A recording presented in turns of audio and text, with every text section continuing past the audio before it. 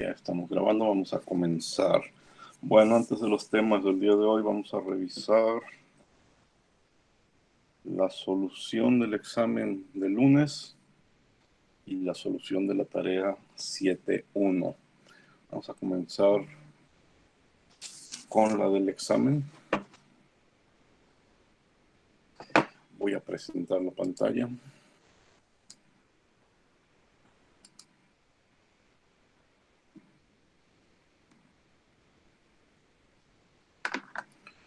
Y voy al drive donde está el examen. Bueno, eran 10 preguntas y bueno, aquí me aparecen en el siguiente orden. La primera pregunta decía, ¿hay una diferencia entre las propiedades intensivas de un vapor saturado a la temperatura T y el vapor que forma parte de un vapor húmedo a la misma temperatura? Y pues la respuesta era no.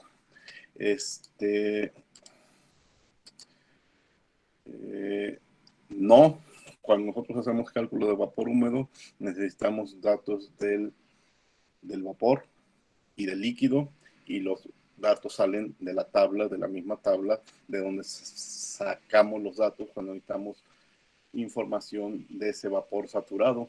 Entonces, pues obviamente son los mismos datos. Entonces, la respuesta es no. Ni siquiera, tampoco vale el de algunas veces podrían coincidir. La siguiente pregunta dice, ¿usted cocina carne en una cacerola? ¿En qué caso será más corto el tiempo de cocción? Y la respuesta es con la cacerola tapada con una tapa pesada. La razón es que con una tapa pesada tenemos una mayor presión y por las tablas termodinámicas conocemos, sobre todo con las del agua, sabemos que a mayor presión una mayor temperatura de cocción. Por ejemplo, si tú haces una cocción a 100 grados centígrados, pues la presión atmosférica de 101 kilopascales, pero si tapas la cacerola y logras una presión de unos 470 kilopascales, entonces la temperatura puede subir hasta 150 grados, casi 150 grados. Estamos hablando de más de 4 veces la presión, un delta T de 50 grados. Pues, por poner un ejemplo, no tenían ustedes que buscar un ejemplo en particular, simplemente pues ya con la práctica uno se empieza a dar cuenta que siempre a mayor presión, mayores temperaturas. Si hay mayor temperatura de cocción, pues los tiempos de cocción serán menores. Esa es la idea de las ollas a presión que tenemos en nuestras cocinas. Y hacer una cocción a presión pues es ahorrar energía y hacer la cocción en el menor tiempo posible.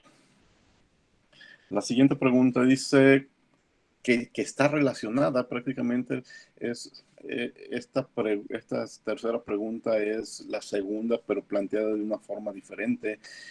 ¿En qué caso necesitas más energía para evaporar 1 kilogramo de agua líquida saturada? Y la respuesta es de 100 grados centígrados, porque la entalpía de vaporización es mayor. Por ejemplo, a 100 grados centígrados es de 2256, mientras que a 120 grados centígrados es de 2200 kilojoules sobre kilogramos. Aquí era muy fácil confundirse de que, bueno, pues a mayor temperatura es más fácil, pero no, tienes una entalpía de vaporización mayor. La siguiente pregunta dice, en ausencia de tablas de agua líquida comprimida, ustedes saben, durante todo este curso que cuando tenemos un problema con agua líquida comprimida, ¿qué hacemos? Porque no tenemos unas tablas de agua líquida comprimida. La pregunta es cómo se determina el volumen específico de ese líquido comprimido, y pues lo que hemos hecho todo el semestre es lo que viene en la tercera opción.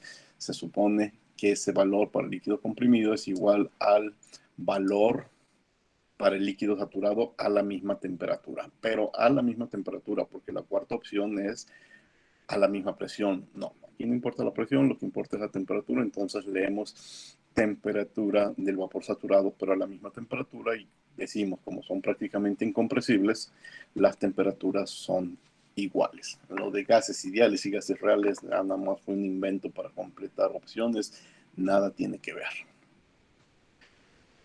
En un dispositivo de entrada y salida, si los flujos volumétricos de entrada y salida son iguales, ese flujo es estado estacionario. Fíjense que nos dicen flujo volumétrico, no flujo másico. Y cuando es flujo volumétrico, pues no. A menos, segunda opción, que las densidades sean iguales. ¿Sí? Nada tiene que ver que las temperaturas sean constantes no, tienen que ser las densidades. Es un balance de masa, es la ecuación más simple de nuestro balance de masa, lo que nos dice que las densidades tienen que ser iguales para que los flujos volumétricos sean iguales, y si no, para conservar la masa lo que tienen que ser iguales son los flujos másicos, no los volumétricos. Entonces la respuesta era no, a menos que las densidades de los flujos de entrada y salida sean iguales. La siguiente pregunta dice, tenemos un intercambiador de calor entre un fluido frío y un fluido caliente. ¿Bajo qué condiciones será igual el calor perdido por el fluido caliente al ganado por el fluido frío? O sea, para que exactamente todo lo que pierde el caliente lo gane el fluido frío, pues tiene que ser el inciso, ¿cuál? A ver, cuando el intercambiador no está perfecto. El inciso 3, ¿sí? O sea, cuando el intercambiador de calor está perfectamente aislado. Si está perfectamente aislado, entonces no hay posibilidad de que parte de esa energía se pierda a los alrededores. La opción 2 decía no está perfectamente aislado. No, tiene que estar perfectamente aislado. Las opciones 1 y 4 no tienen que ver, no tienen sentido en este problema. Simplemente cuidar que esté perfectamente aislado impide la disipación de calor a los alrededores, y entonces todo lo que pierde el fluido caliente lo gana el fluido frío. La siguiente par de preguntas tienen la misma respuesta. Una masa fija de gas ideal se calienta de 50 a 90 grados centígrados. La primera pregunta, a presión constante. La segunda pregunta, a volumen constante. Lo hacemos en 3 dispositivos.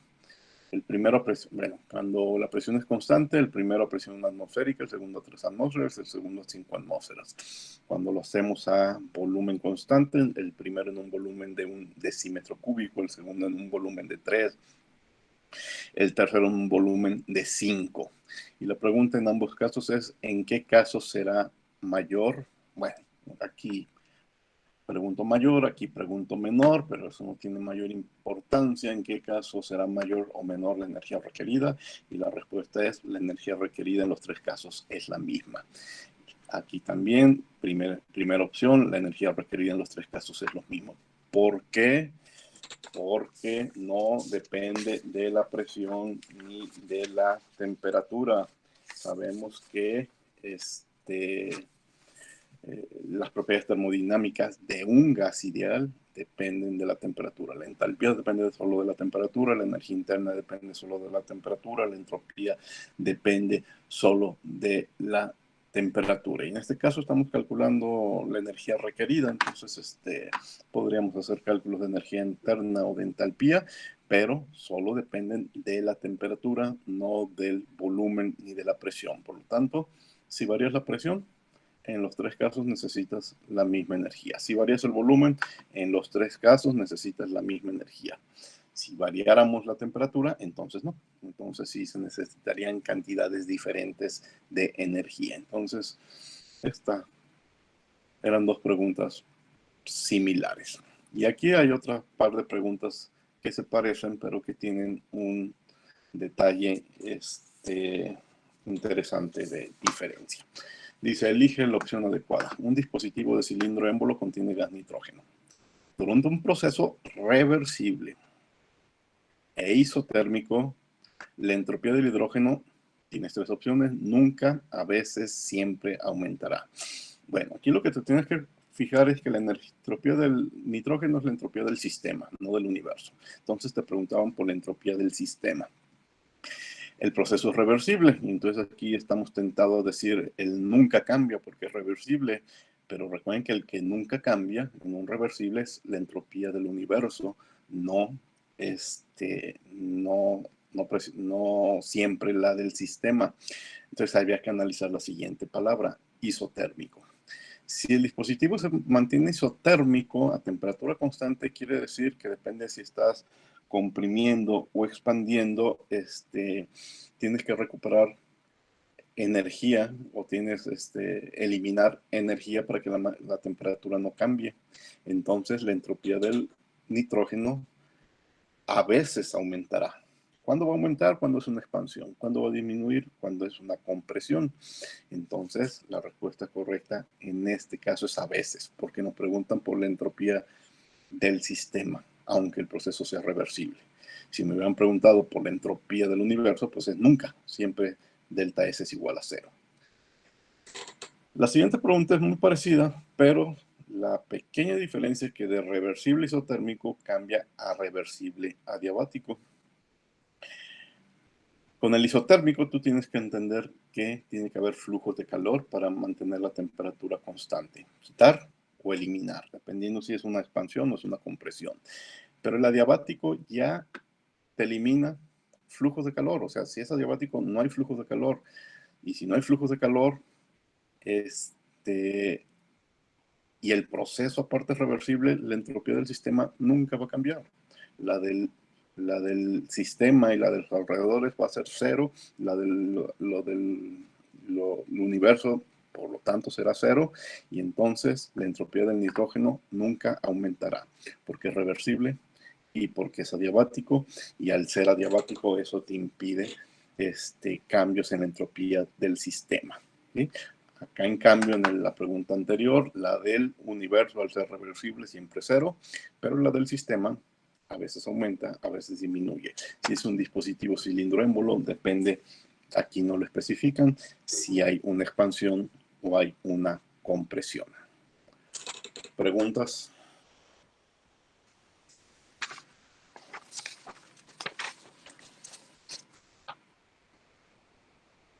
Creo que todo claro. Bueno, esto pues ya se calificó, ya recibieron ustedes sus calificaciones y los puntos que hayan sacado se sumaron a la calificación anterior. ¿Sí? Una suma nada más, es un puntaje extra. Bien, pasemos a la otra revisión del día de hoy, que es el de la tarea 7.1.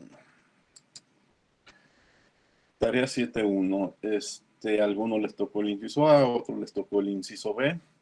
A los que les tocó el inciso A tienen una ecuación de estado. B' y C' son constantes y pedían que calculáramos cambios de entalpía respecto a la presión con entropía constante, cambios de entalpía respecto a la temperatura a presión constantes y cambios de entalpía respecto a la temperatura a entropía constante. Vamos a revisar ese inciso A.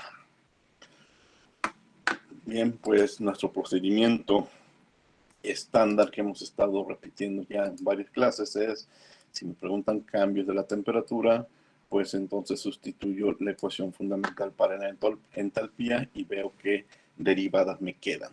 Aquí la derivada de P respecto a P se va y nada más me queda el volumen específico, entonces la derivada latosa que me queda es la de entropía respecto a la presión. Pero la derivada de la entropía respecto a la presión aparece en las relaciones de Maxwell y la puedo sustituir por derivada del volumen respecto a la temperatura. Entonces me aparece volumen, me aparece derivada de volumen respecto a la temperatura, tengo una ecuación despejada para el volumen, la derivo respecto a la temperatura y los resultados los sustituyo. Y entonces me voy a dar cuenta en el procedimiento que me queda un término de volumen a la negativo más el mismo volumen, por lo tanto la respuesta es cero. Con esa ecuación de estado, el cambio de entalpía respecto a la presión a temperatura constante es cero. Luego, la misma entalpía nos piden que la derivemos respecto a la presión, pero entropía constante. De nuevo, sustituyo la ecuación fundamental de la entalpía y me encuentro con que es temperatura por parcial de S respecto a la presión. ¿Sí? Pero a entropía constante, entonces una derivada de la entropía constante, pues es cero. ¿Sí? Y ya aquí, similar al inciso anterior, dp sobre p me da b, y por lo tanto la respuesta es el volumen específico. El problema te decía que reportaras no en función de volúmenes, sino de presiones, de constantes, de temperaturas, etcétera. Entonces, pues simplemente despejar, escribir la expresión de la ecuación de estado, y en pocas palabras, en inciso B la respuesta es: ese cambio es igual al volumen específico. En el inciso C es la derivada de h respecto a t con S constante. De nuevo, S constante y una derivada de S hace que la primera parte sea cero, pero la segunda es volumen por cambio de presión respecto a la temperatura. Entonces tengo que derivar mi ecuación de estado respecto a la presión, pero mi ecuación de estado, que está aquí arriba, pues es una cuadrática para la presión. Entonces, bueno, podría haber varios caminos para resolverlo, pero yo elegí la de la regla de las triples derivadas. Entonces busco la relación de las diferentes derivadas parciales de presión, temperatura y entropía. Despejo la que me interesa, que es la de presión respecto a temperatura y entropía constante, y me queda la de S respecto a T y la de P respecto a S.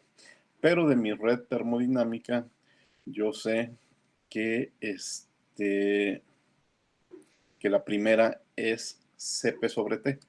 ¿Sí? Esta ecuación la encuentran en la red termodinámica. Y la segunda, de nuevo, la puedo simplificar con relaciones de Maxwell, que también está en la red termodinámica. Realizo la segunda derivada, que no está nada difícil porque puedo despejar fácilmente la temperatura de la ecuación de estado, y el resultado lo multiplico por Cp sobre T. Cuando empiezo a revisar lo que me quedó, pues me doy cuenta que P sobre T sobre R y sobre lo que está en el paréntesis es igual a 1. ¿Sí? Y por lo tanto la respuesta es la capacidad calorífica. Bueno, aquí está con más detalle como me doy cuenta que esas relaciones es igual a 1. Y la respuesta es Cp. Bien, ese fue el primer problema. El segundo es una expresión general para el cambio de temperatura respecto a la presión, con entropía constante, pero para un gas ideal y para una ecuación que sigue la ecuación de Van der Waals. Entonces, aquí está lo que hacemos. Yo no puedo con la ecuación de gases ideales hacer una derivada de T respecto a P manteniendo ese constante. Sin embargo, lo que puedo hacer es de nuevo utilizar esa regla, la regla cíclica que relaciona tres derivadas parciales. Y entonces busco cuál es la regla cíclica para T, para P, para S. Cuando sustituyo, de nuevo me sale esta derivada T respecto a esa presión constante, que según mi red termodinámica de ecuaciones es T sobre Cp. Y yo sé calcular Cp para gases ideales. Y también con relaciones de Maxwell encuentro que ds respecto a P a temperatura constante es la parcial de B respecto a la temperatura a presión constante. Y esta derivada sí la puedo hacer con mi ecuación de gases ideales. dB respecto a T a presión constante es R sobre P. Entonces me queda temperatura entre Cp por R sobre P. Simplifico, bueno, lo podría dejar así, pero si quiero simplificar, TR sobre P, lo puedo sustituir por el volumen específico sobre Cp, y esa es la respuesta. Bueno, cualquiera de las dos es la respuesta correcta. Ya tengo el camino para cualquier otra ecuación de estado, es decir, ahora la diferencia va a ser que tengo que revisar esta derivada con Van der Waals y esta otra derivada con Van der Waals. Bueno, la primera derivada con Van der Waals o sin Van der Waals o con cualquier otra ecuación sigue siendo T sobre Cp. Pero la segunda derivada también se convierte en B respecto a T a presión constante, ya no va a ser R sobre P. Tomo Van der Waals y la derivo respecto a la temperatura a presión constante. Aquí no lo estoy haciendo en detalles. Vi respuestas siguiendo diferentes procedimientos. Casi todos los procedimientos llevaron a la respuesta correcta. Una opción es utilizar de nuevo la regla cíclica, y otra opción es hacer la derivada implícita, ¿sí? Pero bueno, cualquier camino que hayan tomado, ese es el resultado de la derivada. Multiplican por T sobre CP y esto es lo que debieron de haber obtenido. ¿Preguntas?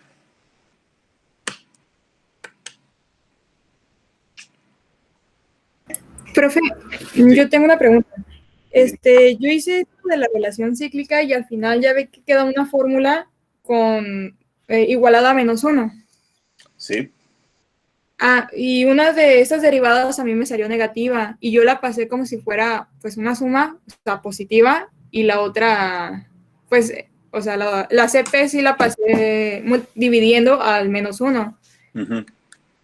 Pero ahí yo me confundí porque, o sea, vi que la respuesta era multiplicando y yo las pasé como sumando por el negativo que me había dado en la red termodinámica. Pero es multiplicando, ¿no? Por ejemplo, a mí me salía, por ejemplo, la derivada de t sobre, bueno, ¿cómo se la puedo decir? En la fórmula general, al final me salía un menos derivada de algo. Menos derivada de algo, sí.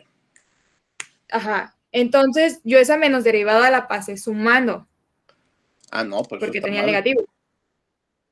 No, Ajá, no, entonces, pero bueno, lo yo único que estás diciendo que tu valor de la derivada reporta con signo contrario y se acabó, pero no puedes pasarlo sumando.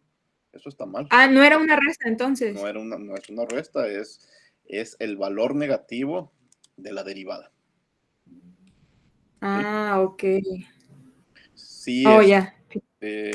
por eso incluso en los apuntes, bueno, en la diapositiva, pues ese negativo está al principio para que no haya confusión. Está antes de las dos derivadas parciales para que no se crea que es una resta. Es simplemente el negativo de ese producto, ¿sí?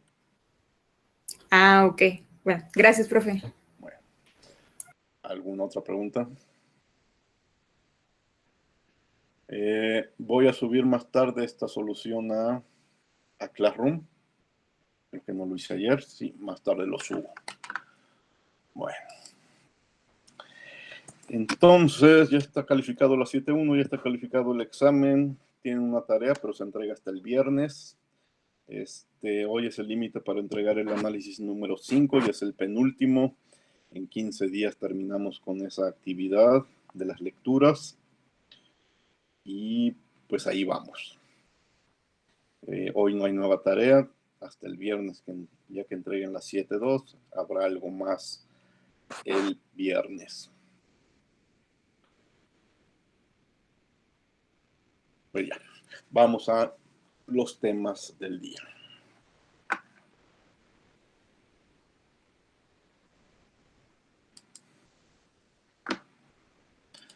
En la clase anterior empezamos a platicar de termodinámica de mezclas.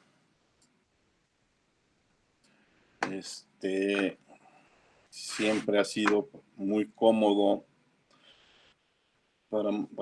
para establecer las bases del tema, este ejemplo de que pues, los volúmenes de mezclas reales no son aditivos, y por lo tanto también nos empezamos a dar cuenta que otras propiedades termodinámicas como la entalpía y la entropía tampoco son aditivas. El 50 más 20 no nos da 70, nos da 67. Y eso tiene que ver con la naturaleza química de los participantes de la mezcla. Y entonces empecé a adelantar que la solución a ese problema viene por parte de lo que vamos a llamar las propiedades molares parciales. Y establecimos que es una propiedad molar parcial, es una derivada parcial de la propiedad que me interesa respecto a los moles de la sustancia que me interesa. En este caso, hablo de la propiedad molar parcial para la sustancia I, entonces es una derivada parcial de la propiedad termodinámica que me interesa respecto a los moles de la sustancia I, y manteniendo el resto de las propiedades constantes que son en problemas de equilibrio, la temperatura y la presión, y el resto de los moles del resto de los componentes de la mezcla. Este concepto de propiedad molar parcial aplica para volúmenes, aplica para entalpías, aplica para cualquier propiedad termodinámica. Entonces, esto es un volumen molar parcial, esto es una entalpía molar parcial. Y pues obviamente también tenemos entropías molares parciales y energías de Gibbs molares parciales. Hice algunas aclaraciones de lo que hay que cuidar. La derivada es respecto a los moles, no respecto a las fracciones mol. Es decir, yo no puedo sustituir moles por fracción mol, que yo sé que moles por fracción mol es igual a los moles de la sustancia que me interesa, pero en este caso, al estar derivando de forma parcial, no puedo hacer esta sustitución y decir que mi resultado es una propiedad molar parcial. Entonces ya podemos reescribir nuestra ecuación de propiedades molares parciales de diferenciales de una propiedad termodinámica en función de propiedades molares parciales. Como les decía, vamos a concentrarnos en problemas de equilibrio, y los problemas de equilibrio son a temperatura y presión constante. Entonces la diferencial de la propiedad termodinámica va a ser el sumatorio de todas las propiedades molares parciales participantes por su diferencial NI. Si integramos, pues me queda la misma ecuación más una constante de integración. No lo estamos haciendo aquí la demostración, pero se puede demostrar. Luego les muestro en el libro donde encuentran al respecto la demostración, bueno, algo sobre la demostración, no la demostración completa, de que esa constante es cero. Entonces, la propiedad termodinámica es igual al sumatorio de los moles por la propiedad molar parcial para cada uno de los componentes. Y aquí tengo entonces el volumen de la mezcla, la entalpía de la mezcla, ¿sí? Y al final de la clase anterior, lo que les decía es, si yo desarrollo este sumatorio para el ejemplo con el que iniciamos del etanol y el agua, entonces el sumatorio es N1, podría ser el alcohol por volumen molar parcial del alcohol, más N2, que son los moles del agua, por el volumen molar parcial del agua, ¿sí? Y la suma de esos dos productos es lo que nos da el 67 mililitros del ejemplo. Es decir, hay por aquí un número que es 40 y tantos, y aquí otro número que es 20 y tantos, que sumados da 67 y no 70. Es decir, eso es realmente lo que tenemos que hacer para encontrar que el volumen es 67 y que no es 70.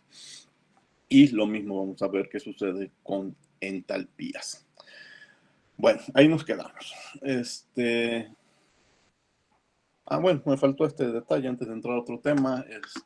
Si la propiedad termodinámica yo la divido entre los moles totales, tendré la propiedad específica, es decir, el volumen total entre moles totales es el volumen específico, la entalpía total entre los moles totales es la entalpía específica de la mezcla. Bueno, si divido moles entre moles de una especie, entre moles totales, pues lo que me queda es la fracción mol. ¿Sí? Entonces, yo puedo hacer cálculos no solamente de la propiedad total, sino también de la propiedad específica. En minúsculas, en letras minúsculas, hago la diferencia y tengo que hacer el sumatorio de las propiedades molares parciales por la fracción mol. ¿Sí?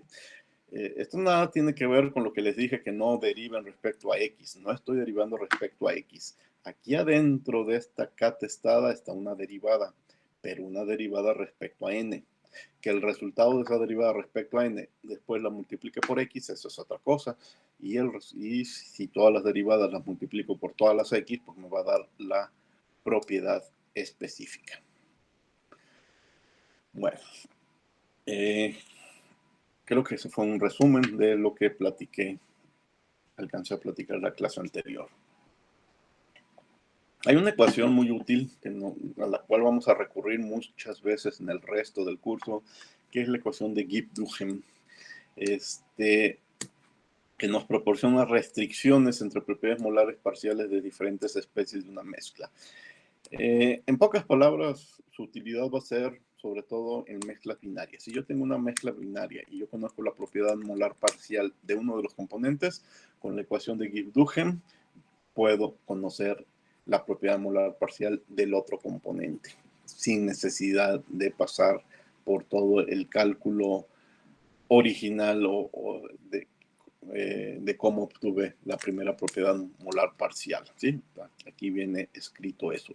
En una mezcla binaria, si conocemos los valores de uno de los participantes, la molar parcial de uno de los participantes, con Gibbs-Duhem puedo calcular los valores de la otra especie, ¿sí? ¿Cómo se obtiene la ecuación de Gibbs-Duhem? Sabemos que la propiedad termodinámica K es el sumatorio de N por las molares parciales. Si derivo K a presión y temperatura constante, pues la derivada es N por diferencial de K más K por diferencial de N. Pero a presión y a, bueno, este subíndice significa presión y temperatura constante. Pero de esto ya sabemos que K por dN es lo que acabo de hacer, es decir, 2 diapositivas arriba encontré que dK a presión a temperatura constante era KdN.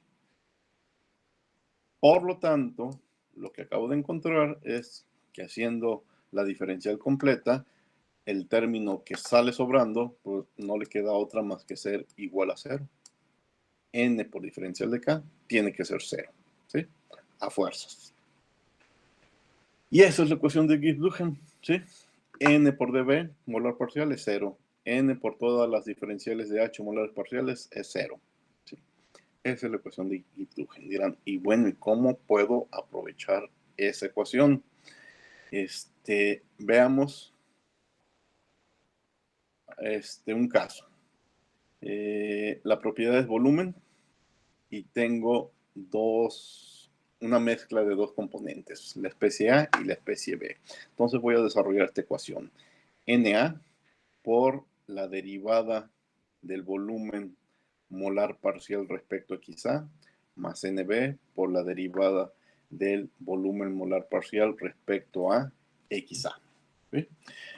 Aquí fíjense en un detalle para resolver esta diferencial, tiene que ser respecto a al mismo participante. Aquí lo estoy diciendo respecto a A. Lo pude haber hecho respecto a B, pero no se vale hacerlo A respecto a A y B respecto a B. No, los dos tienen que ser respecto a la misma sustancia, igual la que te interese. Entonces, imagínate que en tu problema tú tienes de alguna forma datos de volumen molar parcial de A, pero no del volumen molar parcial de B. Entonces, toma esta ecuación de Gibbs-Duhem y despeja el volumen molar parcial de B. ¿Qué pasa? Bueno, jueguen un poco con álgebra, los moles de A y los moles de B, combínenlos. Aquí los estamos reescribiendo en función de fracciones mol. Esta derivada de volumen molar parcial respecto a quizá se reacomoda aquí. Este diferencial de XA se reacomoda por acá y lo que ando buscando lo integro y tendré una solución para el volumen molar parcial de B. Ahorita no es obvio porque no hemos visto ejemplos de que esta sea una opción importante, que sea mucho más sencillo, pero después con los ejemplos se empezarán a dar cuenta y tendrán siempre presente por ahí la ecuación de Gibbs-Duhem como una opción para despejar volúmenes molares parciales desconocidos cuando en una mezcla binaria yo conozco el valor del otro componente, ¿sí? Entonces por ahora guarden esa ecuación de Gibbs-Duhem como una ecuación importante y ya verán cómo seguirá apareciendo en este curso. Bien, voy a hacer un resumen, sobre todo para hacer énfasis en la nomenclatura de los diferentes tipos de propiedades termodinámicas. ¿Sí? Es muy importante este detalle de la nomenclatura porque debo de distinguir claramente los símbolos que corresponden a los componentes de la mezcla de los símbolos que corresponden a la mezcla en sí y los símbolos que tienen que ver con las propiedades molares parciales.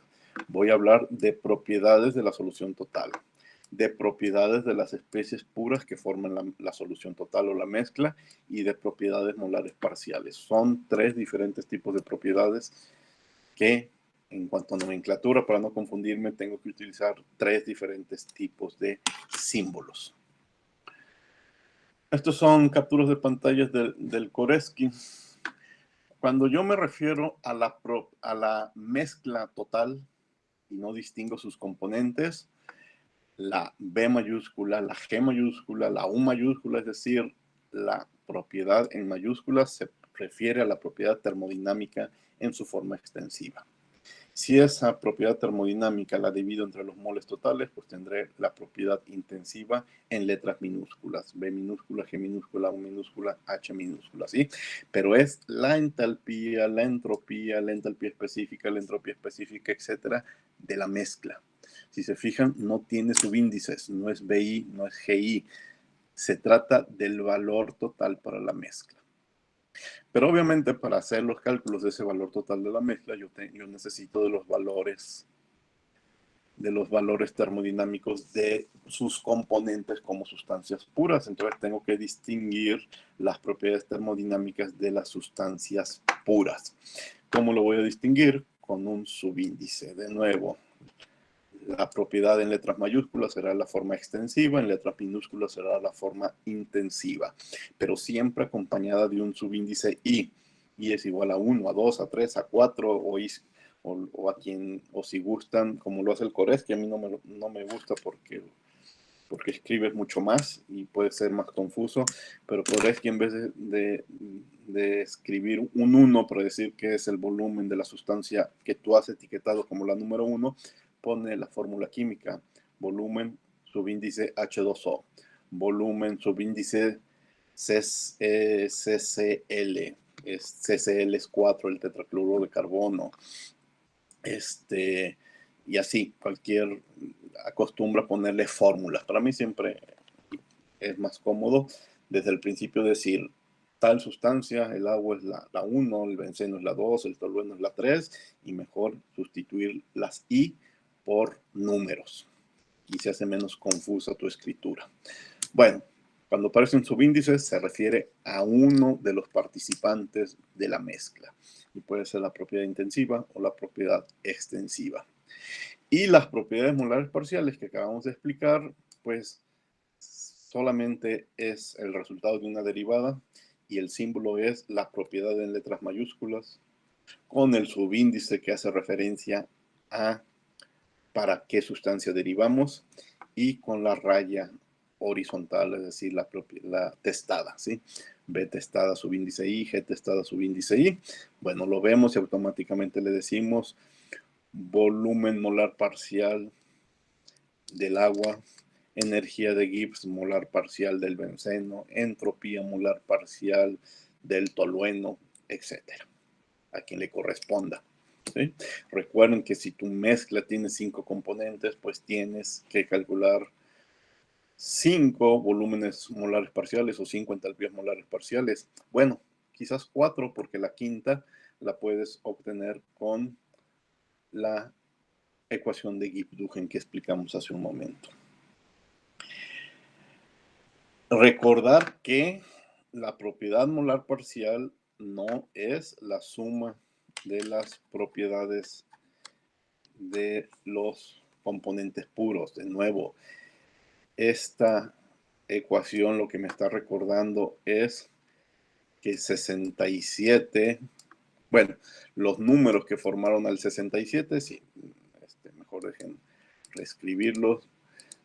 Esto lo que me está diciendo que el 50 más el 20, que son los números que formaron el 70, pues en general en algunos casos podría coincidir, pero sería eso una coincidencia.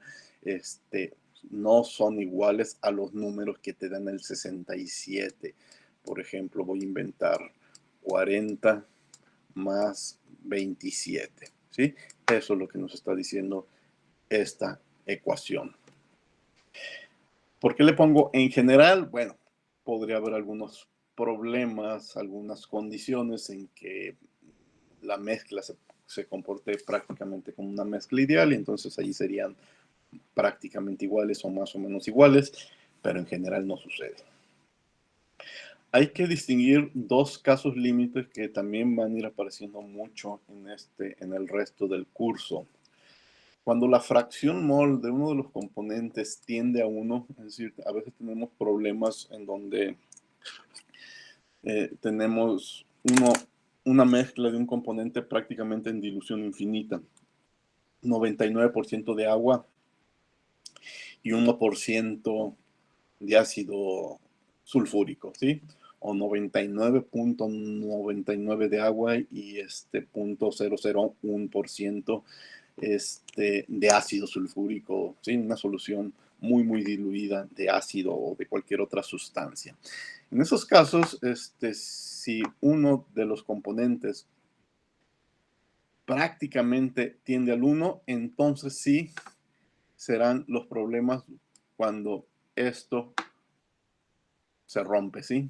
Y las propiedades molares parciales van a ver que se van a aparecer o van a ser prácticamente las de las propiedades, el valor de K minúscula de las propiedades puras, ¿sí? Pero en dilución infinita, ¿sí? Y ignorando el que está en dilución infinita, pues el que domina, pues está prácticamente como agua pura, ¿sí? Si tú tienes una solución 99.999% de agua y el resto es cualquier otro componente, pues prácticamente es agua, y entonces ahí sí la derivada para el agua va a ser prácticamente el valor para el agua pura, ¿sí? Pero véanlo como caso límite, caso extremo. Y esto es desde el punto de vista de quien domina, que en ese caso, en el problema que me estoy inventando, pues sería el agua.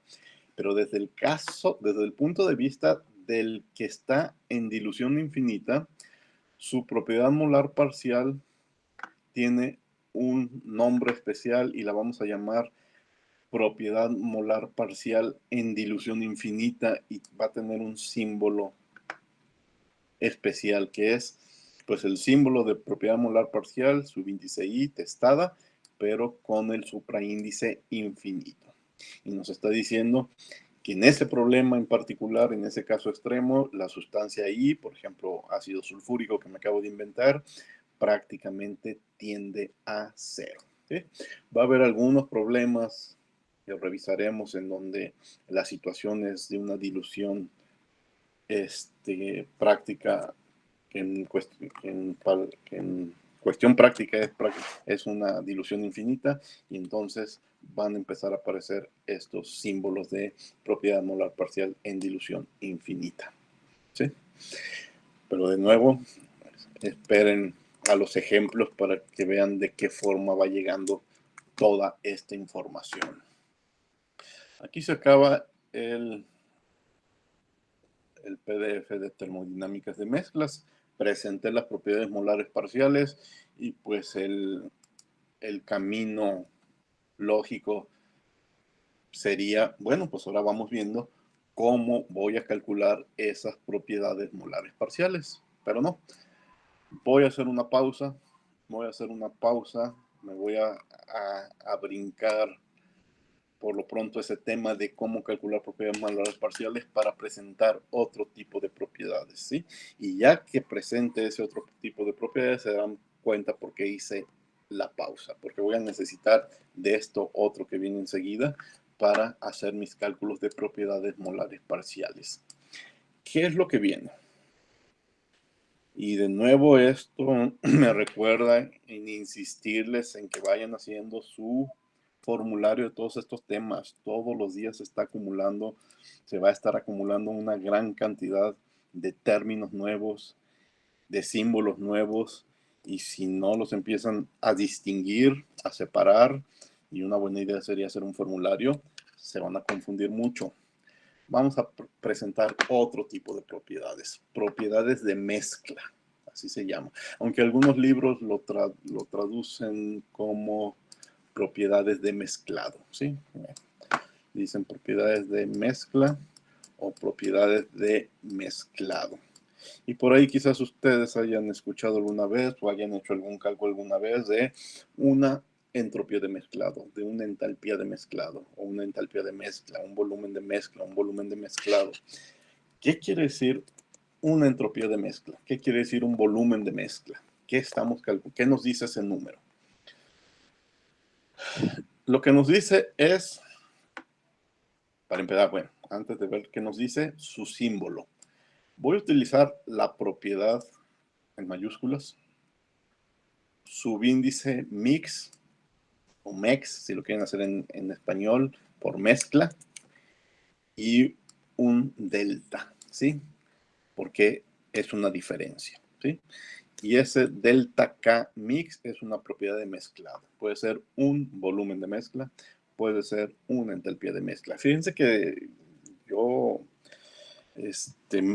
combino mezcla y mezclado, pero no es diferencia.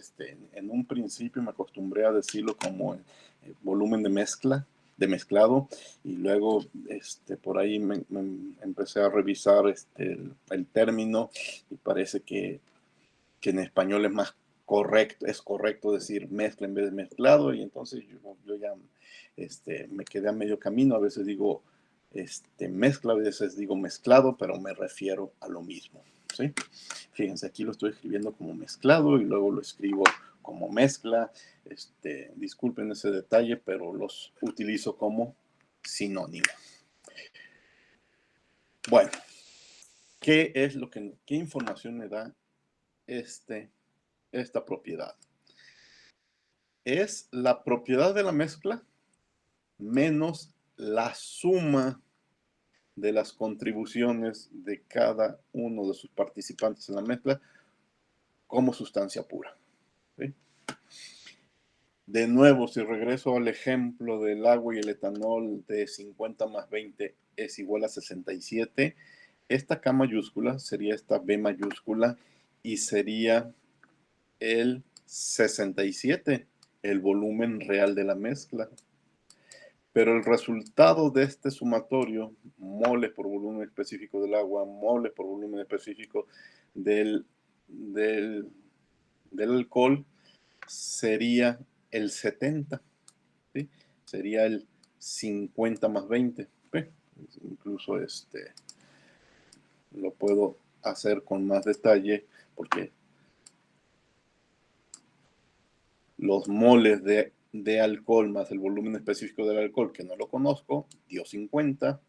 Luego los moles de agua, que tampoco los conozco, menos el volumen específico del agua, que no sé qué número sea, pero en ese ejemplo da 20, ¿sí? Entonces, 50 más 20 es 70. Entonces, 67 menos 70, la respuesta es menos 3.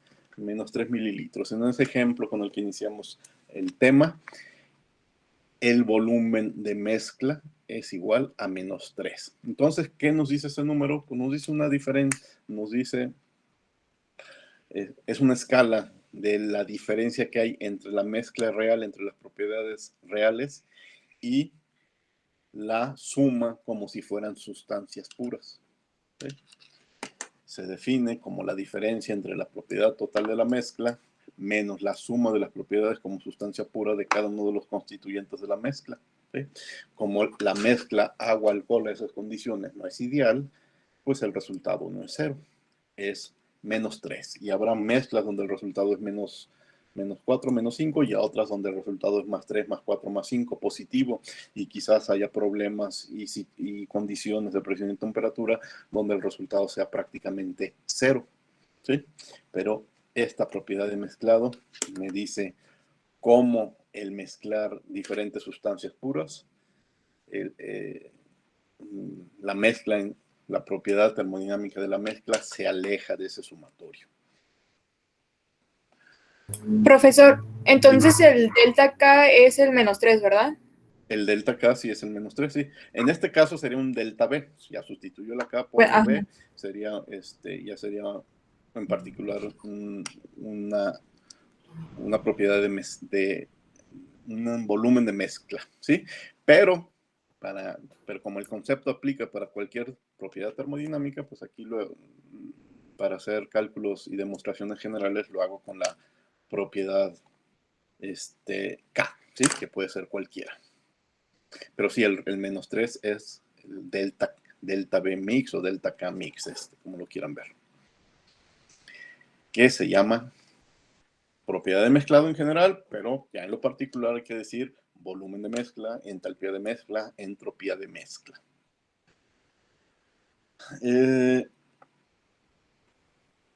Fíjense que tenemos diferentes opciones para calcular esa propiedad de mezcla.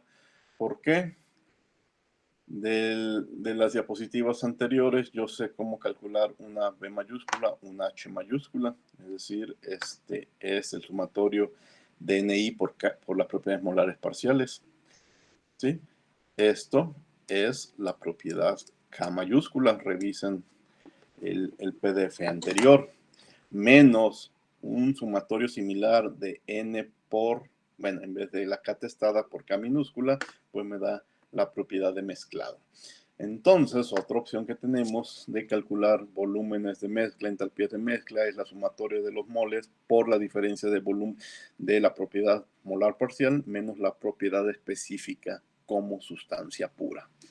Si tengo 3 sustancias, tengo que resolver esta resta 3 veces. Calcular 3 volúmenes molares parciales, buscar 3 volúmenes como sustancia pura, ya sería en tablas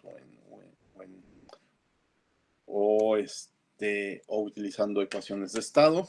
Hago las 3 restas, tengo los moles de cada uno de los componentes, sumo y tendré el volumen de mezcla, o la entalpía de mezcla, o la entropía de mezcla, lo que ustedes quieran.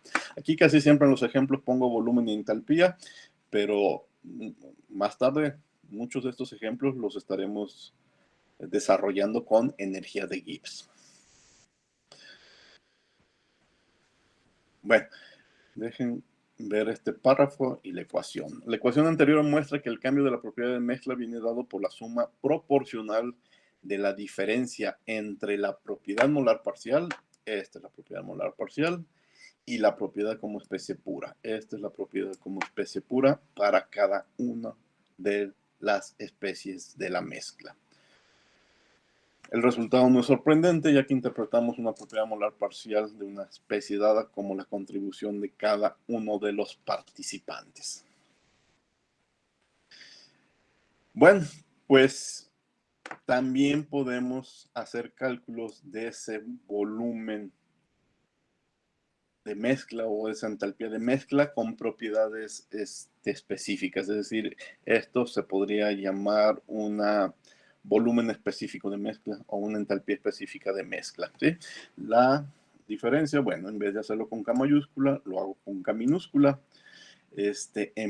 Y aquí también, en vez de hacerlo con K mayúscula, lo hago con K minúscula. Pero esa K minúscula yo también la puedo reescribir como X por K molar parcial. Y entonces esta ecuación me daría un volumen específico de mezcla o una entalpía específica de mezcla o en general una propiedad específica de mezcla, ¿sí? Lo único que hice es reescribirlo en función de propiedades específicas para distinguirlos utilizamos las letras minúsculas. ¿Ven la importancia en este tema cuando se juntan tantas variables? El distinguir las letras, distinguir las mayúsculas de las minúsculas, las que tienen subíndice de las que no tienen subíndice. Eso es de veras, es muy importante para a la hora de meterle números a estas ecuaciones, no equivocarnos.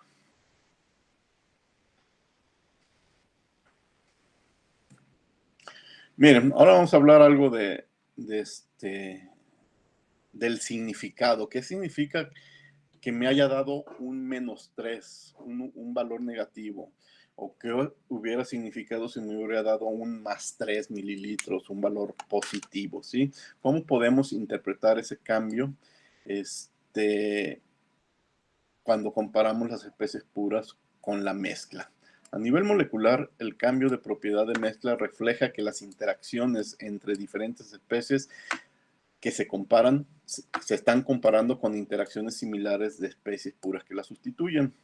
Por ejemplo, un cambio en el volumen de mezcla resulta de las diferencias en cuanto a la cercanía que pueden tener las especies de una mezcla en comparación en cómo se presentan como especies puras. En otras palabras, a mí me gusta más bien explicarlo como de qué forma se empaquetan las moléculas cuando están en mezclas que cuando están en sustancias puras. Y pues ese -3 nos dice que hay un mejor empaquetado cuando están en mezcla, ¿sí? El agua y el alcohol se acomodan en menos espacio, por eso el -3. Un delta B negativo, como en el ejemplo del alcohol y el agua, se producirá cuando las interacciones desiguales acerquen o empaqueten a las especies de la mezcla. Los cambios negativos en el volumen de la mezcla tiende a implicar que las interacciones diferentes son más atractivas que las interacciones similares que las sustituyen. En cambio, si tuviéramos un ejemplo donde el delta B de mezcla fuera positivo, pues eso quiere decir que las interacciones diferentes no son tan atractivas, es más, son repulsivas y por eso ocupan un mayor volumen. Si volumen de mezclado fuera 0, pues es que tanto en mezcla como sustancias puras, las moléculas son químicamente parecidas en forma, en propiedades y se empaquetan de la misma forma, entonces la diferencia es 0. ¿Por qué a veces negativo? ¿Por qué a veces positivo? ¿Por qué a veces 0? No solamente es la química la química y la geometría de las moléculas, también juega mucho la temperatura y la presión, ¿sí? Pero eso ya lo veremos después en unas gráficas. Eso en cuanto a volumen, pero en cuanto a entalpía, la entalpía no tiene que ver con el tamaño de moléculas, con si se acomodan o no se acomodan, tiene que ver con interacciones, intercambios de energía, ¿sí? La entalpía es la propiedad termodinámica que nos da información sobre las interacciones energéticas. Entonces, si una entalpía de mezcla es negativa, pues nos está diciendo que las especies de la mezcla son más estables que las especies puras, más estables energéticamente, ¿sí?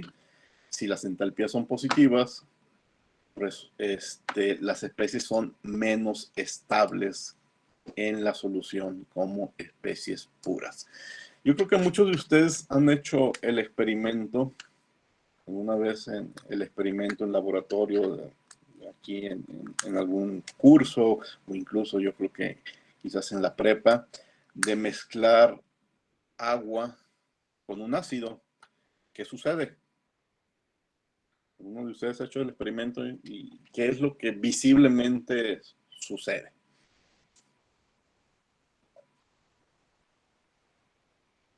Cuando mezclo agua con ácido sulfúrico, por ejemplo. A ver. Se calienta, ¿no? Se calienta, ¿sí? Sentimos que la mezcla se calienta y hasta sale vapor, ¿verdad? Supongo el vapor de agua. ¿Dónde creen que estamos? En una mezcla con un delta H de mezclado positivo o negativo, ¿sí? Yo mezclo agua con ácido sulfúrico, siento que se calienta, siento hasta que se evapora algo del agua. Estaré en una mezcla donde esta entalpía de mezcla sea negativo o positivo. La respuesta para ese caso agua-ácido sulfúrico es que tengo un delta H de mezclado negativo. Es decir, el agua y el ácido en mezcla son más estables que como estaban por separado. Entonces la mezcla elimina esa energía, ¿sí? Y la disipa al ambiente. En cambio hay otras que son menos estables y necesitan energía para mezclarse y sentimos lo contrario, que se enfrían. Y hay otras mezclas que las hacemos y no sentimos ninguna diferencia. Una mezcla en la cual no sentimos diferencia es la de agua y alcohol, ¿sí? O sea, cada vez que ustedes se preparen una bebida alcohólica, que sea básicamente agua con algún alcohol, no vemos lo que sucede cuando mezclamos agua con ácido sulfúrico. ¿Quiere decir que son idénticas? No son idénticas. Luego vamos a ver los números. No son idénticas, sí hay diferencias, pero no son tan grandes las diferencias como la del agua con el ácido, por eso no alcanzamos a notar un calentamiento, pero sí hay una pequeña diferencia, solamente que no es fácilmente identificable. Siento que mi bebida se calentó, no, es muy pequeña la diferencia y por eso no lo notamos, pero no es cero. Habrá algunos ejemplos donde sí es exactamente cero, ¿sí? Pero entonces, estamos hablando de las mezclas son más estables, son menos estables, son idénticas, pero energéticamente hablando. Y aquí está el ejemplo porque les preguntaba. Consideren una mezcla líquida de agua y ácido sulfúrico. El ácido sulfúrico se va a disociar en el agua, va a formar iones hidrógeno con carga positiva y iones sulfato con carga negativa, ¿sí? En la parte izquierda de la figura vemos las moléculas de agua uniéndose con el hidrógeno a otras moléculas de agua de la mezcla. La energía característica de estas interacciones viene dada por su entalpía líquida de las especies puras, la entalpía del agua que se representa a la izquierda del diagrama. Y acá, bueno, acá está una escala de alturas, están representando la entalpía de molar parcial del agua. En la parte superior derecha de la figura, las moléculas de agua se muestran orientadas alrededor de un ion bisulfato cargado negativamente, ¿sí? La entalpía característica del agua en la mezcla viene dada por su entalpía molar parcial, ¿sí? Las interacciones electrostáticas que se forman son más estables energéticamente que los enlaces de hidrógeno que teníamos originalmente. Así, el diagrama del nivel de energía en la parte inferior de la figura muestra que la entalpía molar parcial, este lado, tiene un valor más bajo, más estable que el de las especies puras, que tenía un valor mayor. Puesto que la entalpía molar parcial del agua es menor que la entalpía del agua pura y la entalpía molar parcial del ácido sulfúrico es menor que la entalpía del ácido puro, entonces la entalpía de mezclado es menor a cero, es negativa como lo habíamos adelantado. De hecho, esta mezcla binaria está muy bien estudiada y es altamente exotérmica, como dijo su compañera, y tenemos información a 21 grados centígrados, la entalpía de la mezcla ácido sulfúrico y agua se puede ajustar a la siguiente ecuación, ¿sí? Y aquí está el ejemplo de una ecuación. El detalle ahorita, lo que tenemos que empezar a pensar es, ¿y cómo se hizo el experimento para obtener esa ecuación? Ya veremos algunos ejemplos. Y me adelanto, ese es el principio para empezar a calcular y tener también datos de entalpías molares parciales. Fíjense, aquí está una entalpía molar parcial. Esta ecuación es por una entalpía de mezcla, pero está relacionada con la entalpía molar parcial y por ahí va el método que vamos a ir desarrollando. Pero el principio es, ¿cómo saco una ecuación como esta? En el fondo la respuesta no es más que experimental, ¿sí? Si estamos en ceros para un problema en particular, tenemos que hacer el experimento. Obviamente ya hay mucha información acumulada para las sustancias puras comunes, prácticas de todo el día. Para muchas mezclas tenemos información, pero si nos ponemos en una situación extrema de una mezcla que nunca nadie ha tocado, que nunca nadie ha experimentado, el camino en el fondo no puede iniciar de otra forma más que haciendo experimentos para llegar a este tipo de resultados. O sea, no podemos adivinar si estamos en cero, no podemos adivinar cómo se va a comportar una mezcla en particular. Tenemos que hacer experimentos. Y un experimento a 21 grados centígrados para el agua y el ácido sulfúrico nos dio este resultado. Vamos a platicar también de esos experimentos, cómo se hacen. La siguiente figura muestra cambios de entalpía y volumen de mezcla, entalpía de mezcla y volumen de mezcla para el agua y el metanol. Agua y metanol a diferentes temperaturas, 0 grados, 19.7 y 42.4 grados centígrados. La figura de la izquierda es para la entalpía de mezcla, la figura de la derecha es para el volumen de mezcla. Fíjense que la entalpía de mezcla es negativa en cualquier punto, ¿sí? Menos 200, menos 400, menos 600, hasta casi menos 1000, pero siempre negativa, ¿sí? Obviamente parten de dos puntos que son el cero. Este cero la estamos graficando contra fracción mol del agua, ¿sí? Entonces, este cero quiere decir metanol puro. Y este 1 quiere decir agua pura.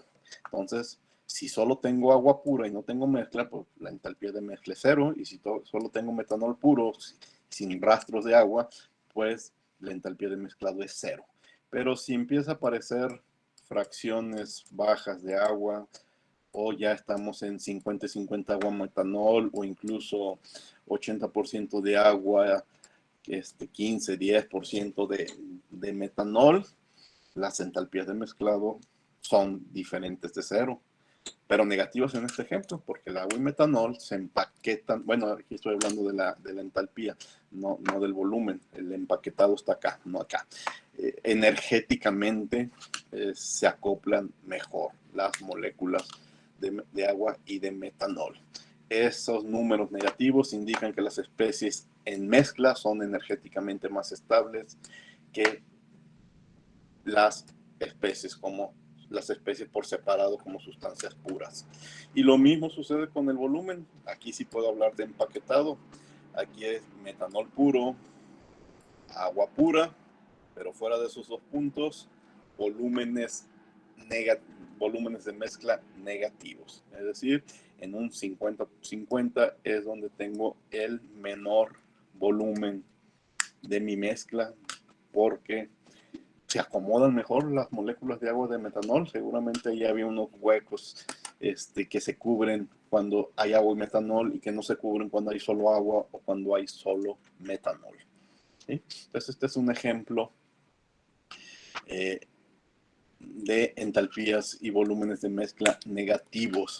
Fíjense, bueno, aquí a 3 temperaturas, la temperatura sí afecta al delta H de mezclado, pero aquí prácticamente es el mismo resultado a las 3 temperaturas. Pero sí, a menor temperatura podemos tener sustancias más estables, al menos para este par. Vamos viendo otra sustancia, otro par de sustancias. Bueno, esto es lo mismo, simplemente está la explicación de todo lo que acabo de platicar. Ya me lo brinco. Aquí es más o menos ya todo lo que platiqué. Esta figura sí es diferente. Esto ya nomás es para entalpía de mezcla. Ciclohexano y tolueno, ¿sí? Y estamos graficando para C6H12 para ciclohexano. Pues las entalpías son positivas, las entalpías de mezcla son positivas, 125, 500 y tantos, 600 y tantos, 500, etcétera, pero positivas. De nuevo, los extremos son 0, porque recuerden que los extremos son sustancias puras. Aquí es tolueno puro, acá en el otro extremo es ciclohexano puro. pero la entalpía de mezcla es positiva. Las interacciones energéticas dominantes en este sistema no polar son las fuerzas de dispersión, ¿sí? Con tal relación, la mezcla siempre será menos estable que lo que hubieran sido de lo que son por separado como especies puras. Mucho de eso tiene que ver con la naturaleza química de las moléculas, si son polares o no son polares, pero aquí pues no es el curso para hacer ese análisis desde el punto de vista de la naturaleza de los enlaces químicos involucrados. Aquí hay un ejemplo que presenta comportamientos tanto positivos como negativos, porque también, fíjense en ese detalle, si no es de que todos sean, si son negativos siempre va a ser negativo, si la mezcla tiene valores positivos siempre va a ser positivos, no, puede haber una variación en el signo del resultado. Esta es una mezcla de cloroformo y metanol a 25 grados centígrados. Por cierto, todas las figuras que he presentado es importante conocer la temperatura, porque ya vimos en el primer ejemplo que podría cambiar el comportamiento a diferentes temperaturas. Bueno, este es un comportamiento que lo llaman inusual porque a concentración, estamos graficando para cloroformo, ¿sí? Entonces aquí tenemos el metanol puro y en el otro extremo aquí tenemos el cloroformo puro. Pues a concentraciones bajas de cloroformo, fracciones mol de cloroformo bajas, 0.1, 0.2, 0.3, hay entalpías de mezclas negativas, ¿sí? Energéticamente son compatibles las moléculas, ¿sí? Pero hay un límite, más o menos en el punto 64-65% de cloroformo, la mezcla se comporta como una mezcla ideal, ¿sí? Pero solamente es ese punto. Si seguimos aumentando el porcentaje de cloroformo, entonces ya se comporta como energéticamente no son las moléculas tienden a la dispersión, no a la atracción, y entonces tenemos entalpías de mezclado positivas, ¿sí? Entonces no se queden con la idea de que o son negativas o son positivas, ¿sí? O se atraen o no se atraen, pudiera haber ambos comportamientos en una sola mezcla. Esto sucede a 25 grados. Habría que ver si a 30, 40, 50 grados sigues viendo separaciones o va a dominar la parte negativa y va a desaparecer la positiva. No lo sé, no lo podemos adivinar. Hay que buscar la información o hay que hacer las mediciones. Profe, yo tengo una duda. ¿Lo clasifican, por ejemplo, al cloroformo porque sería el solvente o eso no tiene nada que ver? No, nada tiene que ver, es porque tú tienes que elegir uno de los dos de referencia, ¿sí? O sea, si me presentaras, si lo hicieras en función del metanol, pues lo que tendríamos aquí sería como la imagen de espejo de esta gráfica, ¿sí? Pero las conclusiones serían las mismas, estaríamos diciendo exactamente lo mismo. Aquí, al ser mezclas binarias, pues tienes que elegir uno para graficar. No tiene sentido que grafique los dos, pero no tiene ninguna importancia. No hay quien domine, porque en la misma gráfica, aquí domina el metanol, pero acá domina el cloroformo. Es una gráfica general, ¿sí? Y aquí estamos cantidades iguales de cloroformo y de metanol. Entonces, es tan simple como que tienes que graficar uno de los dos, ¿sí? El otro detalle es que estoy pasando solo ejemplos de dos sustancias y no de 3 o de 4, porque también las gráficas serían más complejas y más difíciles de explicar. Pero obviamente el mismo comportamiento observaríamos si tenemos 2, 3 o 4 componentes en la mezcla. Pero bueno, ahorita en principio es más fácil de explicar con 2. ¿De acuerdo? Ok, gracias. Bueno, aquí están las explicaciones de las configuraciones de las moléculas. Esas, bueno, luego las revisan. Ahorita me las brinco. Todo esto que estoy platicando es que he platicado en este PDF es para entalpía y para volumen. Dirán, ¿y la entropía de mezclado no juega un papel importante? ¿No va a tener importancia en el resto? A lo que vamos, sí tiene importancia. En realidad, todo esto lo estamos platicando porque al final vamos por energía de Gibbs y toda esta teoría la vamos a hacer cálculos, ya verán para qué, en energía de Gibbs. Y dentro de la energía de Gibbs está la entalpía y está la entropía. Entonces también necesito saber algo sobre la entropía de mezcla, ¿sí? Sin embargo, para la parte de entropía no me gusta mucho lo que viene en el Koresky porque prácticamente lo ignora, y busqué información de otra referencia. Entonces, déjenme ver cuál es.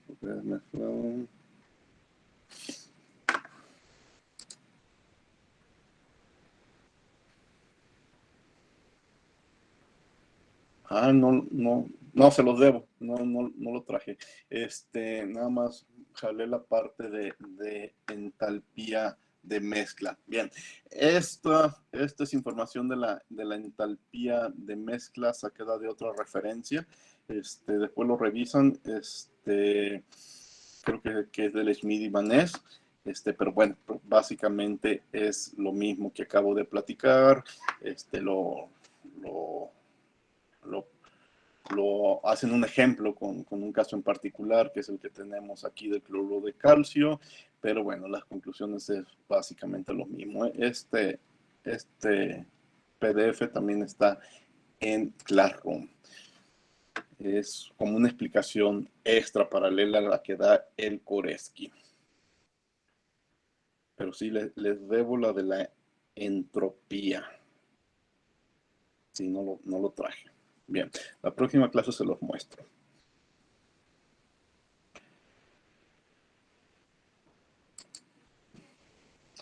Este es un experimento, este es un ejemplo resuelto del Koresky, y es un experimento de cómo calcularíamos nosotros una entalpía de mezclado. ¿Sí? Se dice, se diseña un experimento para medir la entalpía de mezcla del cloroformo y la acetona. ¿Sí? Bien, ¿qué es lo que hay que hacer? Hay que diseñar un mezclador, ¿sí? Estamos en termodinámica de mezclas y quiero saber entalpías de mezclas, pues ¿qué aparato necesito? Un mezclador. Ese mezclador, está diseñado para mezclar dos corrientes, hacer mezclas binarias. Te debe de permitir en un punto que entre tus componentes por separados. Tiene que haber un punto que te permita la entrada del cloroformo y otro punto que te permita la entrada de la acetona. Y entonces tú vas a hacer experimentos a diferentes concentraciones. ¿Qué necesitas? Necesitas datos de entalpía del cloroformo y entalpía de la acetona como sustancias puras. ¿De dónde los vas a sacar? Pues puedes irte a libros especializados que concentran información de propiedades termodinámicas que sí existen, o puedes empezar a buscar con ecuaciones de estado. Pero lo que sí es que necesitas entalpías del cloroformo y entalpías de la acetona como sustancia pura. ¿Sí? Bueno, sigo leyendo. Se diseña un mezclador aislado que funciona en estado estacionario y que permite que entren por separado las sustancias puras. El proceso de mezclado es exotérmico. Bueno, tú sabes antes de diseñar, sabes que cloroformo más acetona es una mezcla exotérmica. Debes de saberlo antes para el adecuado diseño de tu mezclador. Entonces, tú puedes mezclar en vasos de precipitado cloroformo y acetona y darte cuenta fácilmente que el mezclado es exotérmico. ¿Sí? Si es exotérmico, entonces tu mezclador tiene que ser capaz de remover el calor generado para siempre mantenerlo a una temperatura. En este experimento se supone que quien lo hizo siempre mantuvo el mezclador a 14 grados centígrados. Bueno, las sustancias dentro del mezclador a 14 grados centígrados. Pero como al mezclarlo se producía una reacción exotérmica, bueno, una reacción física exotérmica, había que eliminar ese calor para mantener el 14 grados. Y ese calor es la información valiosa para construir esas ecuaciones. ¿Sí? Los datos del calor removido en los diferentes experimentos se muestran en esta tabla. Cuando metiste una corriente, un par de corrientes, 10% en masa, este W indica que tú lo fuiste controlando en base masa. 10% en masa de cloroformo y por lo tanto 90% de acetona, el calor que tuviste que eliminar fue de 477 joules por gramo de mezcla. ¿Sí? Eliminas el calor y ya te sale la mezcla cloroformo-acetona, que tiene una entalpía de mezcla H. ¿Sí? El experimento, olvídate ahorita de las entalpías, eso las utilizamos después para el cálculo, pero el experimento simplemente es separar tus mezclas 20-80, 30-70, 40-60, 50-50, etcétera, etcétera, hasta el 90-100. Meterlas al mezclador, tener los aditamentos necesarios para cuantificar, para enfriar y cuantificar la cantidad de energía que tuviste que eliminar para que se mantuviera a 14 grados y sacarlos. ¿Sí? Y haces estos 2, 4, 6, 8, 9 experimentos. Bien, aquí están tus datos del experimento. ¿Sí? Los porcentajes peso que probaste y el calor eliminado, que está en joule por gramo de mezcla. Vamos a hacer cálculos para ver cuál es la entalpía de mezcla. Ese es el problema. ¿Cuál es la entalpía de mezcla para este problema de cloroformo y acetona a 14 grados centígrados? Como trabajaste en base a fracciones masa, pues vamos a convertirlo a fracciones mol. ¿Sí? Luego hacemos un balance de energía. Un balance de energía para tu mezclador. Estado estacionario, siempre cuidaste los detalles para que sea estado estacionario. Hay dos entradas de masa con su entalpía. Hay una salida que es la mezcla con su entalpía, que aquí está su entalpía de mezcla. Y hay un flujo de calor. Reescribimos nuestro balance de energía en función de entalpía de mezclado. ¿Sí? Esta H más este paréntesis, revisen las diapositivas del PDF anterior, es la entalpía de mezcla. ¿Sí? Entonces despejo esta H menos este paréntesis y lo que sobra es Q entre la suma de los flujos molares. Pues la suma de los flujos molares es, bueno, esta Q mayúscula es una potencia calorífica, ¿sí? Pero entre moles nos da un calor específico. Pero los datos que yo tengo es de un calor específico en base masa. Y este balance, aquí lo que llevo es un calor específico en base mol. Entonces multiplico por la masa molar y entonces ya delta H de mezclado es igual a menos Q que estuve midiendo por la masa molar. Pero la masa molar de la mezcla es un promedio. Es la fracción mol en cada etapa de uno por su masa molar más la fracción molar del otro por su masa molar. ¿Sí? Entonces, con todo ese procedimiento de plática, sí. ¿Por qué es negativo Q? ¿Por qué es negativo Q? Desde el principio, fíjate, tú sabes que es una pérdida para el sistema, pero quien hizo la tabla lo estuvo pasando como positivo, entonces dirás, bueno, yo lo hubiera hecho diferente, pero eso es la idea, ¿sí? O sea, menos Q es un número positivo, es decir, Q es un número negativo porque es una pérdida para el sistema. Como que ahí el que hizo la tabla le trabajó un paso de más, pudo haber sido negativo y entonces pues es menos ese negativo y el resultado es el mismo. ¿Sí? Pero esa fue la idea. Bueno, con estas ecuaciones pasaste de fracción mol, de fracción masa en porcentaje a fracción mol y con la Q y las masas molares promedio tienes tus entalpías de mezclado. ¿Sí? Y las gráficas, y aquí está la gráfica para tu mezcla, para tu mezcla a 14 grados centígrados. Es una mezcla que siempre es negativa. Un problema extra que ya no se resuelve aquí es toma todos estos datos y llévalos a una ecuación. Pero bueno, ese ya es más que un problema de termodinámica, un problema de matemáticas, ¿sí? Buscar una ecuación matemática adecuada que siga la fórmula de esta curva y pueda al final reportar en ecuación y no en gráfica. Pero bueno, el problema hasta aquí se quedó, ¿sí? Entonces, esto es lo que hay que hacer cada vez que se tenga una mezcla desconocida de la cual no tengas datos.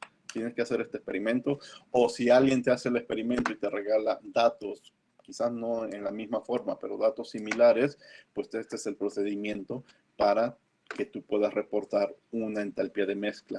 Y más o menos el mismo procedimiento se podría aplicar para un volumen de mezcla, aunque no sería tan complicado porque no necesitarías del balance de energía. ¿De acuerdo? Profe, Sí. ¿cómo fue que pasó del balance de energía de la igualdad a cero a la delta H-mid?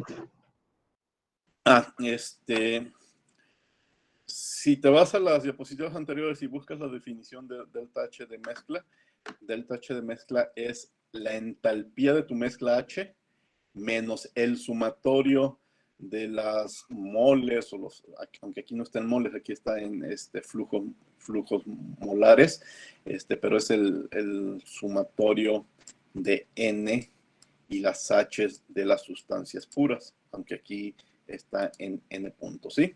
Y menos, bueno, H menos ese sumatorio. Entonces me encuentro que esa fórmula está acomodada en el balance de energía.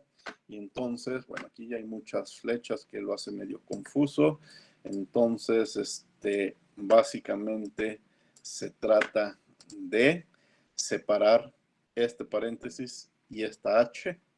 Aquí está, paréntesis y H, y darme cuenta que es la definición de entalpía de mezclado y ver qué es lo que sobra. Y lo que sobra es esta Q con este paréntesis.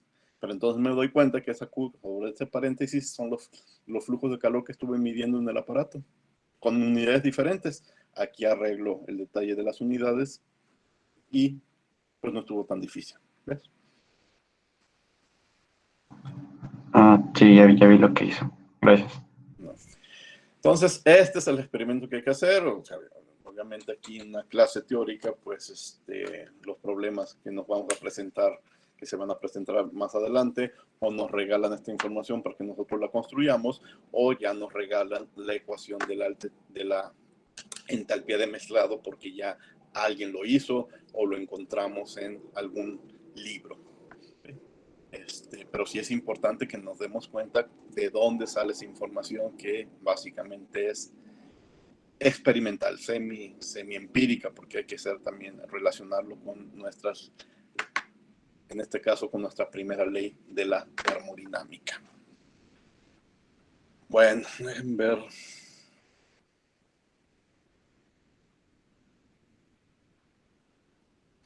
¿Qué me hace falta? Bueno, este es el ejemplo. Esta es la entalpía de mezcla, que la confundí con entropía de mezcla. La próxima clase hablo de entropía de mezclas. Aquí es las propiedades de mezcla y aquí está la termodinámica de mezcla. Toda esta información ya está en Classroom. ¿Qué sigue? Ya que tengo un método o un caminito para obtener entalpías de mezcla, volúmenes de mezcla, y me quedo pendiente el de entropía de mezcla, pero que también lo tenemos, pues vamos a aprovechar eso para calcular propiedades molares parciales, volúmenes molares parciales, entalpías molares parciales, entropías molares parciales, ¿de acuerdo? Pero pues eso ya será la próxima clase. ¿Alguna pregunta?